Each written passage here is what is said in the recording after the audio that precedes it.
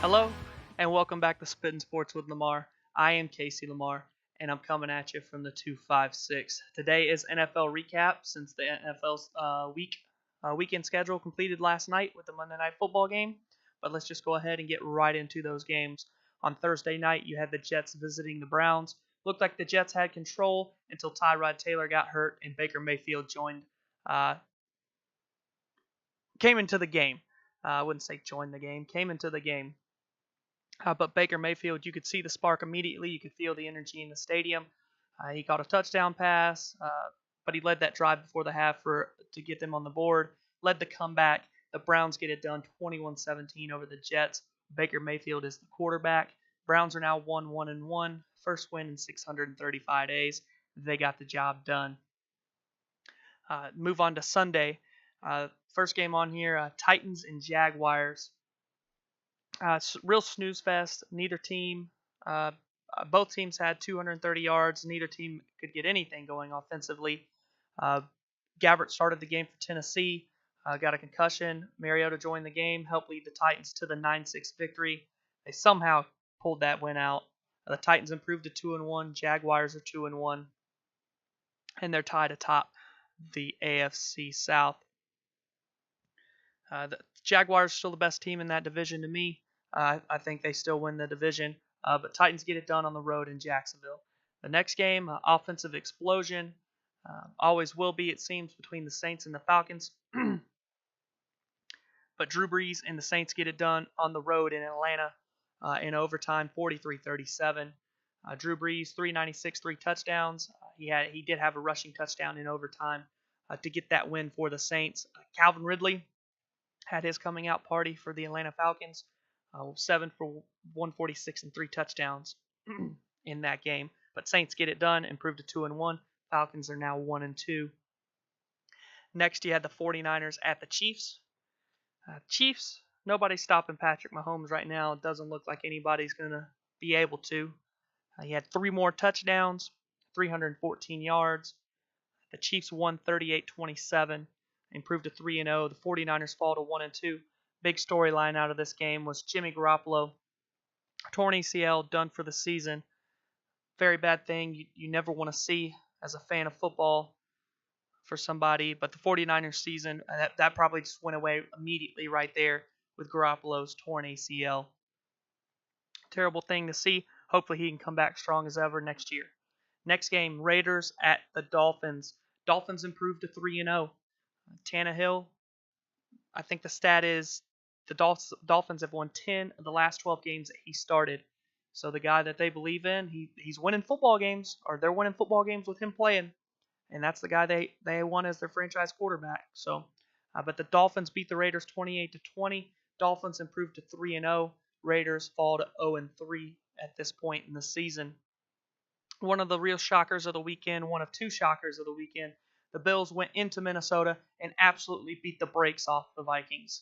It was 27-0 at halftime. The Vikings put 6 points on the board in the fourth quarter. The Vikings were just sleeping. We're playing the Bills. Easy win.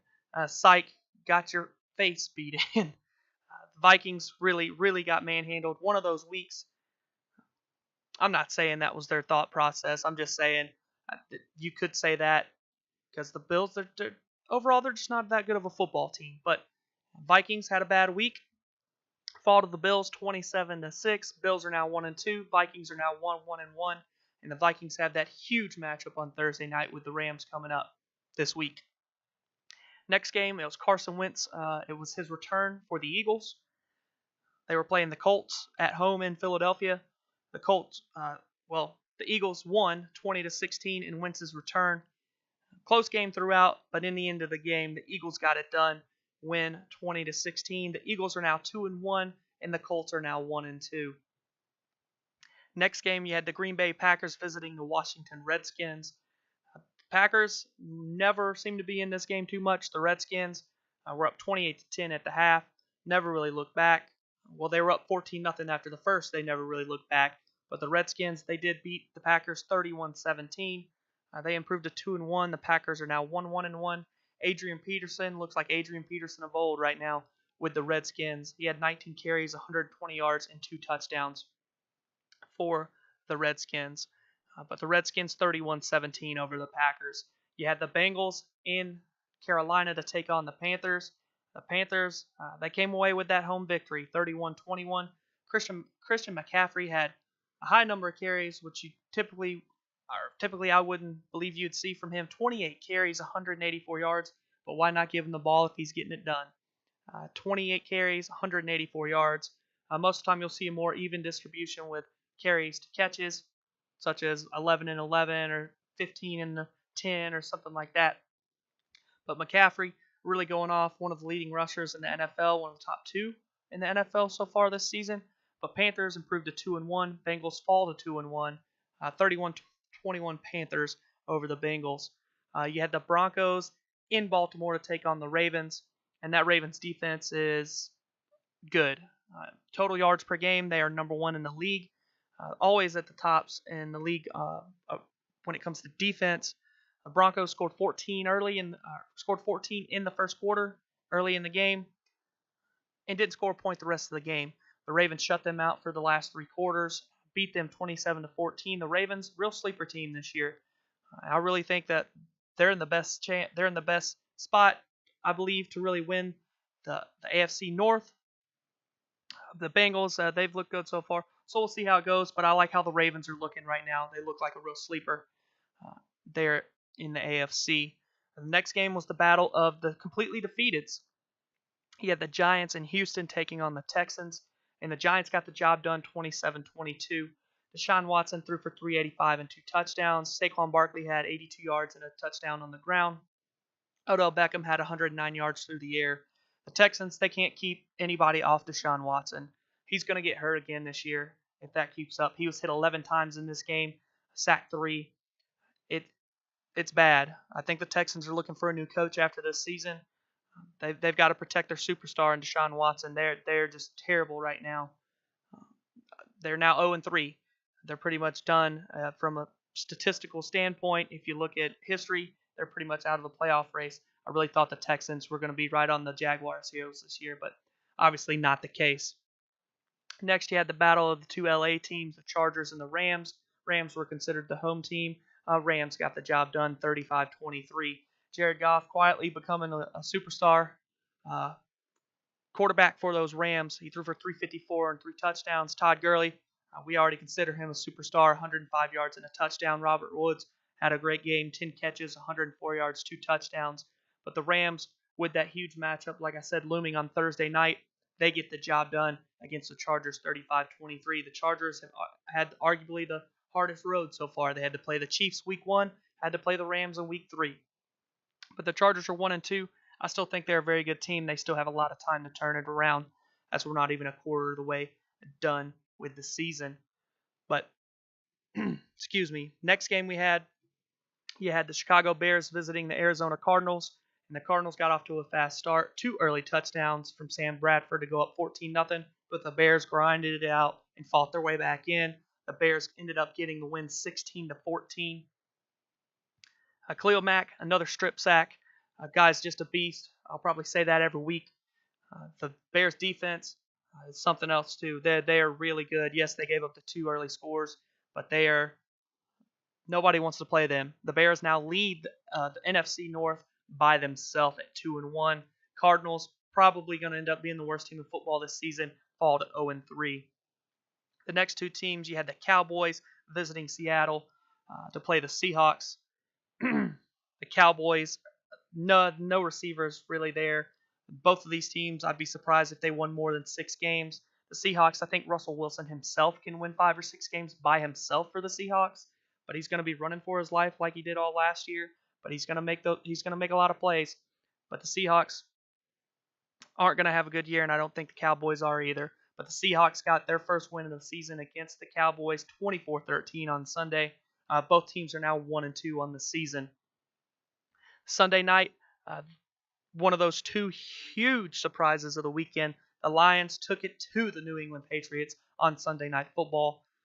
I think the Patriots, with 5 minutes left in the first half, had the ball all of 3 times.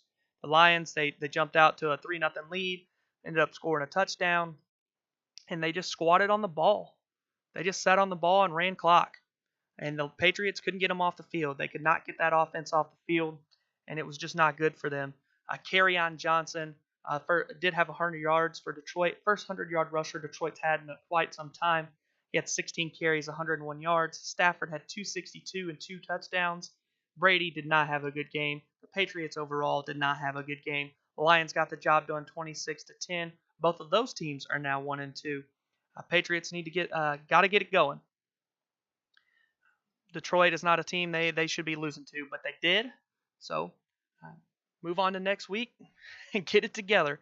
They need to do that. But it's still early on. Monday Night Football, you had the Steelers visiting the Tampa Bay Buccaneers. You had Big Ben versus Fitzmagic. A lot of drama been going on with the Steelers lately, but they got the job done, 30-27 over the Bucs. They improved to 1-1-1. The Buccaneers are now 2-1. It was 30-10 Steelers at the half, so you thought, okay, this game's probably over. It was not. The Buccaneers tried their best to get back. They not only got back in it, they had chances to possibly win. I thought a big turning point for them was Deshaun Jackson returned a punt for a touchdown, but there was holding called on the return, and he did not. That obviously did not stand. So instead of having that touchdown, they had to run time. They ended up scoring on that drive. I believe it was that drive. They ended up scoring on that drive a touchdown with between 4 and 5 minutes left instead of having 7 to 8 minutes left. But they scored that touchdown, got a stop, and then Fitzpatrick almost threw 3 interceptions in a row on 3 consecutive plays. Almost threw an interception. They were right in the Steelers defenders' hands. They did not catch those. They punted back to the Steelers with 2.5 minutes left, roughly somewhere around there. And they could not stop them.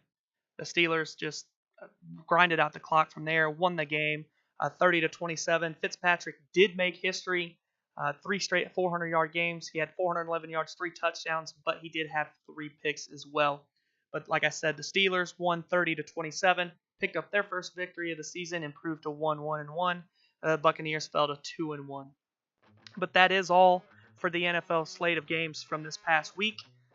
Tomorrow will probably be another Major League Baseball standings, a look at where everything is with less than a week left in the season, where the playoffs, who's going to be playing who, things like that. And then Thursday will be NFL picks again. Friday will be college football picks again. But if you do enjoy this video or any of the others on the channel, please go leave a big thumbs up, share the content, and subscribe to the channel. It is greatly appreciated. But this has been Spittin' Sports with Lamar. I am Casey Lamar. I look forward to seeing you all tomorrow.